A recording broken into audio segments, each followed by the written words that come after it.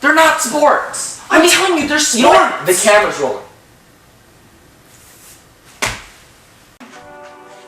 Esports. You've heard of them. High-level video game competition. I won't dispute the fact that esports has a growing fan base around it, but I do believe at this current point in time, they can't rival against a traditional sport. The main thing esports popularizes is the career of a professional esports player. Many teenagers are dropping their education and other responsibilities to pursue their dreams as an esports player. And unlike college sports, players in the esports industry have a very hard time balancing their education and their playing. Young adults are very desirable in this community because of their very fast reaction times.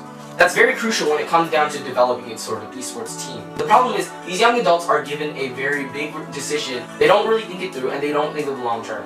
And once these players reach the end of their career, they're going to return to the world with no degree, no basic education, nor are they going to have any relevant job skills to provide to the world. Esports isn't just affecting its players, it's also affecting their viewers. Digital items in games such as Counter-Strike can go upwards of $2,000 while circulating in the market. And they're not limited to just simply buying and selling. People can use these items to place bets on their favorite esports teams. Often it's very hard for youths to place bets on traditional sports. However, when betting in the world of esports, money is no longer a limitation. One can also bet their own items. These youths can now substitute the money with equally expensive in-game items and place their bets. Some may argue that the websites that do facilitate this esports gambling would have some sort of regulation. Unbeknownst to them, most of these websites are a third party, and they have no affiliation with any of the companies involved with the game. Furthermore, the only thing that you really have to sign off that you are of age is a simple checkbox that says that you are 21. Gambling is a very addictive and negative lifestyle that has many restrictions in place to prevent youths from gambling early on. Esports gambling is now just a gateway to future gambling that can be detrimental to youths who cannot control any of their addictive tendencies. Finally, let me address the elephant in the room here. The defining difference between esports and traditional sports is their physical demands.